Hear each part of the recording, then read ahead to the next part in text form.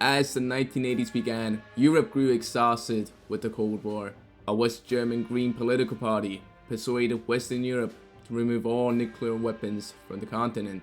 This, combined with new neutrality policies, led to the dissolution of NATO and the complete withdrawal of US forces from mainland Europe. In the Americas, the situation deteriorated even further.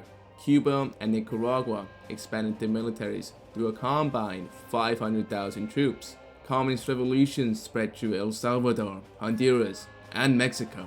With Cuban and Nicaraguan support, these nations began falling under Soviet influence. Despite this ideological expansion, the Soviet Union faced a severe internal crisis. A catastrophic wheat harvest, the worst in 55 years, caused food shortages, unrest, and riots across the Eastern Bloc. The situation grew so desperate that Soviet forces were deployed to suppress labor and food riots in Poland. With domestic instability rising, the Soviet leadership and its allies devised a plan unprecedented in scale.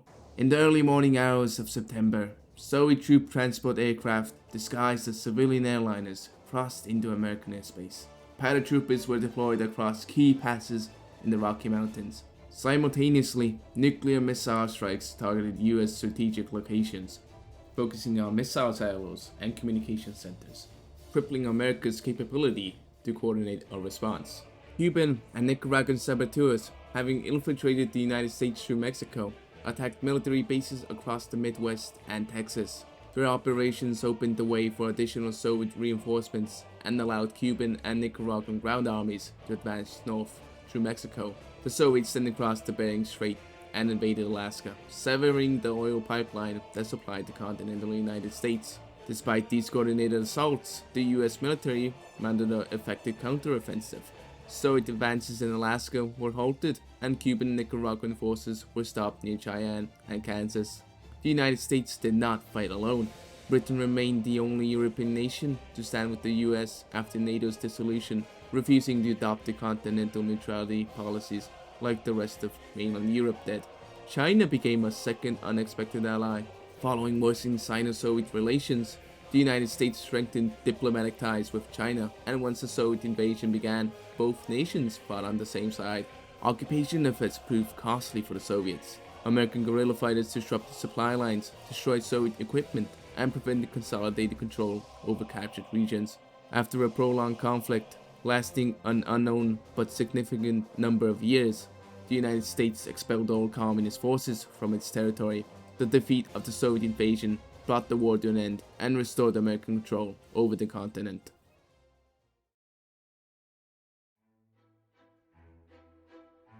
In 1989, negotiations between the Soviet Union and NATO collapsed completely. The Malta Summit, intended to de-escalate the Cold War, ended in failure. The Soviet Union demanded relief from crippling Western trade restrictions and technology embargoes, arguing that its economy could not reform without access to Western markets. In return, it offered nuclear reductions, localized troop withdrawals, and new political transparency. The West rejected these terms, believing Moscow wanted economic aid disguised as diplomacy, viewing the Soviet requests as attempts to secure foreign assistance while maintaining military dominance. The Soviets saw NATO's refusal as proof that the West intended to strangle the USSR economically. Hardliners within the Kremlin used this to argue that negotiation was pointless. Instead, they pushed for maskirovka, a strategy of deception that hid military mobilization behind peace talks. As unrest grew across the Warsaw Pact, Soviet leadership concluded that war was the only remaining path to preserve the state. On June 3, 1989, the Third World War erupted. West Berlin fell in under a day after a coordinated artillery barrage and Spetsnaz infiltration. Soviet breakthroughs followed across Germany, pushing to the Rhine and destabilizing NATO lines. Battle spread to Scandinavia, the Mediterranean, and the Middle East. Despite early victories, the Soviets faced increasing supply strain and stronger NATO resistance. With European momentum slowing, the Kremlin devised a plan that could force the US to divert forces away from Europe. It led to the most ambitious operation of the war, a direct invasion of the American mainland. On November 9, 1989, Soviet forces landed in Seattle with complete surprise. National Guard units and local police were overwhelmed immediately. Soviet paratroopers executed secondary landings across the city, further securing strategic locations.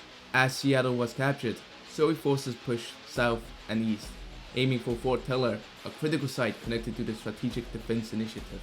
Retreating US Army units and the Washington National Guard formed improvised defensive lines while civilian militias joined the fight. The Soviets expanded outward from Seattle, securing Tacoma and driving towards Cascade Falls. To halt the Soviet breakthrough, the US authorized a tactical nuclear strike outside Cascade Falls, obliterating advancing Soviet units and shocking the world. Even weakened, Soviet forces held Seattle, preparing for reinforcements. In early 1990, China entered the war on the Soviet side. Its first action was an amphibious landing to strengthen Soviet positions in Washington. US intelligence warned that if Chinese forces reached Seattle, the president would authorize a nuclear strike on the city to prevent a permanent enemy foothold. Under this threat, US forces launched a full-scale counterattack to retake the city before the Chinese arrived. The ensuing battle was relentless. Block by block, American forces pushed back the occupation. When the Chinese fleet finally appeared, the city was already liberated from Soviet forces. US coastal artillery and remaining naval forces forced the Chinese invasion fleet to abort the landing, ending the largest foreign military occupation in US history. The failed Soviet invasion marked a turning point, but the wider war continued. Europe braced for new Soviet offensives, Asia erupted into large-scale combat, and North America faced the possibility of another strike.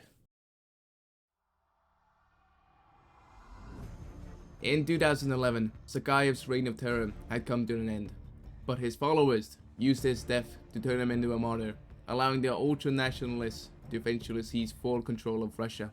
Years later, Zakayev's former lieutenant, Vladimir Makarov, begins a new campaign of terrorist attacks across Europe. US General Shepard attempts to infiltrate his network using CIA operative Joseph Allen. Under Makarov's orders, Allen participates in a massacre at Moscow's international airport. Makarov's men use NATO weapons and speak English to frame the attack as American aggression, then kill Allen to ensure his identity is discovered as an American operative. The false flag operation succeeds, and the ultranationalist government uses it as a justification to launch a surprise large-scale offensive on the United States, initiating World War III. Exploiting a compromised American satellite defense system, Russian forces bypass early detection and enter US airspace uncontested.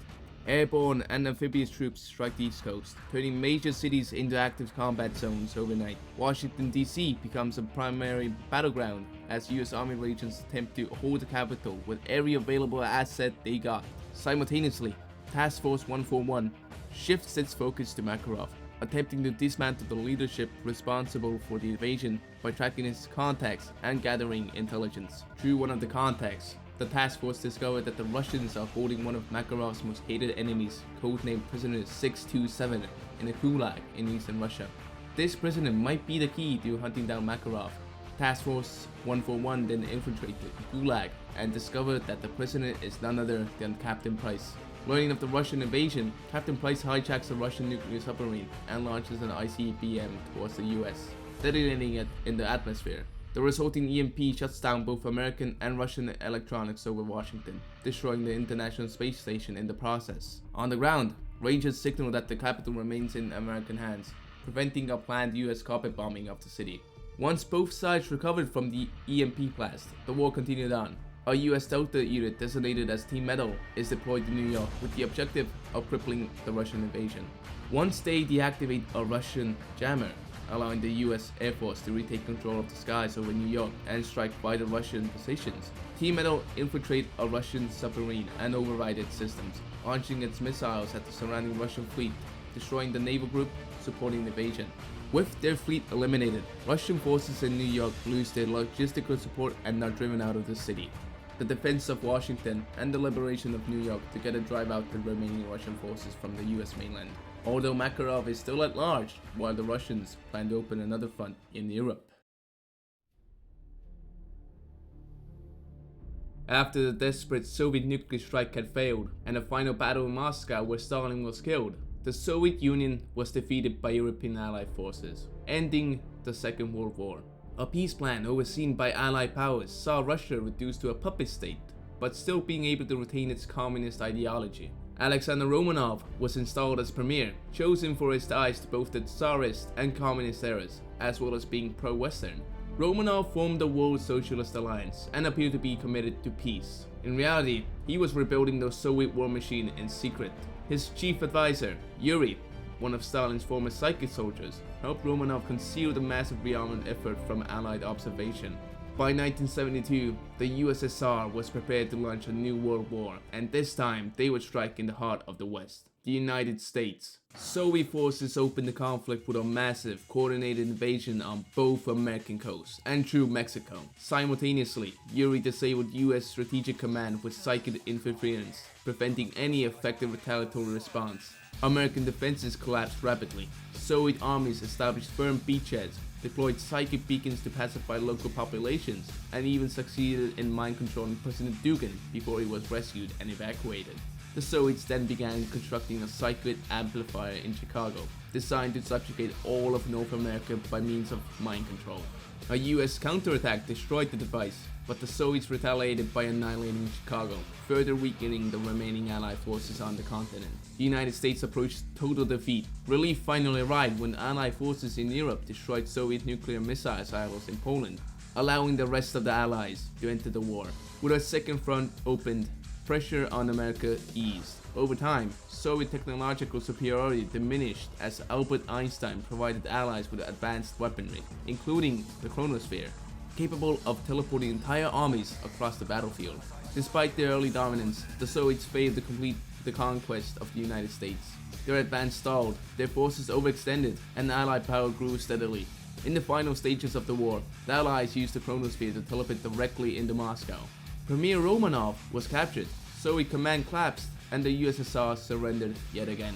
Yuri, however, disappeared in the chaos, with his fate unknown. If you enjoyed this video, then don't forget to like and subscribe, and comment down below your thoughts. And if you didn't already notice, this is my first video where I'm using my real voice. So, if you have any feedback on it, then let me know. But, that's it.